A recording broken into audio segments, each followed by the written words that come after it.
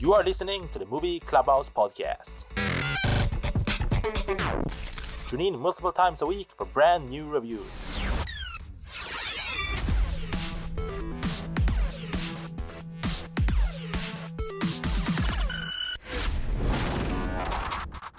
Hello, and welcome back to a brand new episode of the Movie Clubhouse Podcast. The perfect place to be if you love chocolate and movies as well as TV. See what we did there? If you love chocolate, because today we are reviewing WONKA. Yes, the latest movie about the chocolate crazy man is finally here. We have seen it on the big screen and are about to give you our concise thoughts. So without further ado, let's get straight into today's chocolate and candy filled review.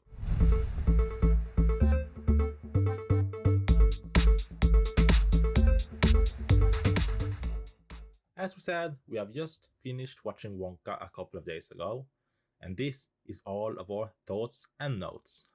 We can start with saying like this: Timothée Chalamet is phenomenal. He does a great job portraying the character of Willy Wonka.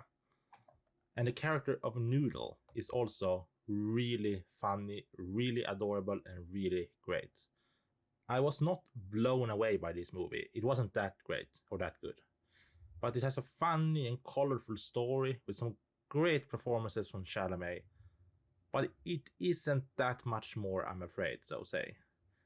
Overall, the characters in this movie are really interesting, funny, and they have some really interesting dynamics and personalities. So on that part of the film, it's more than fantastic, basically. So when it comes to the acting and characters, as I said, Timothée Chalamet is phenomenal, charming, as he always is in most of his projects. The character of Noodle is funny, adorable, and one of the best parts of the film, I would say. Olivia Colman's character, I don't really know what she's called. Miss Scrubba, maybe? Scrub, if you know what I mean, if you have seen the film. Scrub. Miss Scrubba, I think she's called. Or that would be a fitting name for her if she isn't called that already. We'll call her Miss Scrubba. Olivia Colman's Miss Scrubba is also a really important part of this film, I would say. She's a great character that's really interesting and really funny for the most part. When it also comes to the other parts of the character list, we have Murray MacArthur playing a ship's captain. So Bertel Kaplan playing Showshine Boy. Cobna Halbrook Smith playing Officer Affable. Calla Lane is playing Noodle. And Matilda Tucker is playing Young Mother. Mrs. Scrubbit was the name of the Mrs. Coleman's character, Miss Scrubbit. Slugworth is played by Peter St. Joseph. Fickle Grubber is played by Matthew Bayton. And that was all, I think. Prod Nose is played by Matt Lucas. Tom Davis is a Bleacher. So that was pretty much all of the important characters, I think. And I think all of them did a fantastic job. This was a movie with some really dynamic and expressive characters. It wasn't the most expressive acting I've seen, since I love expressive acting, but it was some really solid acting still. I also forget to mention that there are some additional characters. For example, like the priest in this movie is played by Rowan Atkinson, and he does another really fun performance, even though he doesn't get that much screen time. He's a really fun part of the movie. Love Rowan Atkinson. Such a stunning actor, basically. Love Mr. Bean also. So I would say that the character chemistry in this movie is basically fabulous. The chemistry between Chalamet's character and the Noodle character is really, really adorable, and they have a great relationship. So Timothée Chalamet is basically fantastic in this movie. Same goes for most of the other characters as well. They are fantastic. When it comes to the story of this movie, I think the story is an interesting enough good story.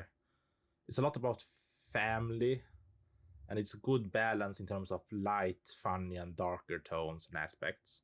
This movie is basically all about dreams, not getting too much of the good things, sharing and caring with all the people around you, basically. And it's also about chocolate, of course, chocolate monopoly, basically, and monopoly in general.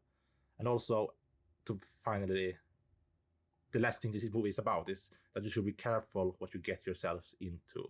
That you can see a lot with Willy Wonka signing this contract in the beginning of the movie, if you know what I mean, if you have seen it. I did not really see a clear way for Wonka to have this dark change into the second movie. This is supposed to be a prequel to the Gene Wilder movie from 71, I think. I think it's that movie. I have seen it a long time ago. Can't remember a lot about it. Will rewatch it probably soon. But I can't really see a clear path for Wonka to go from this Wonka we see today in this Wonka movie to the Gene Wilder variant. It's a little bit more darker, I would say. So it's this clear path or clear red line between the movies, red string. But it is a prequel to Willy Wonka and the Chocolate Factory from 71. So it is what it is, basically. I think the ending of this movie was better, but the opening wasn't really my cup of tea, basically. I think the opening was okay. It had some musical numbers involving it. The ending was also a musical number. Spoiler alert, it's a lot of music elements in this movie, because this movie is a musical. That should be a warning going into this film. This is a musical. The songs in this film, most of the songs were great. They were okay songs. Only a few really good ones, though. As I said, if you have seen the movie, Scrub Scrub. That was a pretty good song. It'd stick with you after watching the film. Scrub Scrub. They sang a bit too much in the film overall, I think. It got a little bit, not annoying, but you got a little bit too used to it towards the end, basically. Another part of the movie, when it comes to visual effects and technical aspects of the film, I think the CGI is great. There are some animals in this film, there are some animals, and I don't know if this giraffe that's in the film is CGI or if it's a real giraffe. I think it's CGI. It must have been CGI for some of the shots at least. It's really a Last of Us moment, if you know what I mean. It looked great overall. A little bit weird movements. You can see it was CGI at times at least, but it worked. The chocolate in this film, also the chocolate that Willy Wonka makes, looks really delicious and colorful. You definitely want to take a bite out of them, basically. The chocolate effects also, when he makes some of the chocolates, and the effects involving the factory or his small portable factory, looks funny and looked as real as they can get for an effect like that. There were some beautiful shots in this film, some darker shots, but overall it looked really good, basically. However, I would say this like this. There was some weird but funky editing and cuts towards the film. Some weird cuts I didn't really like, or some weird transitions that didn't feel right for this movie, or at least for me, not right for me watching this film. But I don't know about that. I would be happy to know what you thought about that if you have seen the film. Let us know in the comments if that's the case. When it comes to the environment and the set design for this movie, I think it was fitting for this type of story, the environment. Nothing to especially note about this. It didn't blow me away. It was nothing that I would remember 10 years from now. But I think the sets and especially the chocolate factory sets looked really beautiful. I would like to have seen more of Wonka's backstory, however, his journey before coming to this little town where he's to set up his chocolate shop. Maybe battling some big creatures with some action to getting some special ingredients, basically. I would have liked to see some more of that. But there are also really some specific moments in this film, some highlights. For example, there are some fantastic dance moves that are played out by Timothée Chalamet, and there are some really funny moments. There are also a lot of family drama in this movie. This movie is part family, not all family drama, but it's part family drama. And that sets up some interesting dynamics between the characters. But I think I just wanted to mention that. One character that we really need to talk about, though, is Hugh Grant as an Oompa Loompa. That character was portrayed in a great way. It got a little bit annoying towards the end, if I would say it like that. But he did a great job playing that character. As good of a job as you can do playing a character with the orange face and green hair, basically. The Chocolate Cartel, as the villains in this film, I think they were as great of chocolate villains as you can get chocolate villains, basically. Nothing fantastic, but I think they did a okay job. They weren't the most frightening villains, but chocolate monopoly is basically frightening, I guess. Monopoly is frightening overall, I assume, at least. I have some suggestions also for the director of this film. And that is, would like to see more darkness to this movie. When watching Wonka, this is a family movie, of course. But personally, I would have liked to see some more darker tones to the film. Some more tension. That is at the highest on my wish list for Wonka, or a Wonka sequel to the prequel, I guess.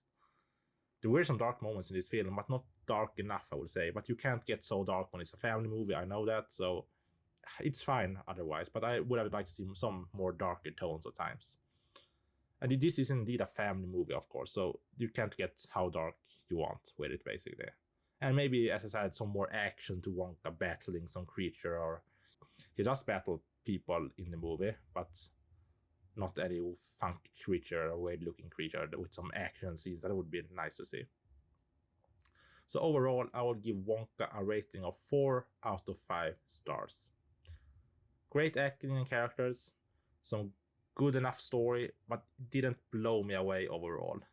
A bit too much music in the film that did not really work for me. But it's a really enjoyable family movie if you're going with your family to the cinema for some nice Christmas activities, basically. And I would have liked to see a darker and more realistic tone to the film. That is pretty much the highest on my wish list for Wonka. So that's basically been our review for Wonka. It is now playing in theaters, so we encourage you to go out and watch it yourself and form your own opinion about the movie. That is so important. Form your own opinion about the movie. Don't just listen to what I have to say. Form your own opinion also. And if you want to tell us about your own opinion, we will be so happy to listen and hear what you have to say. So reach out to us at the comments, or on any of our socials, or in the mail that's in the show notes on this episode.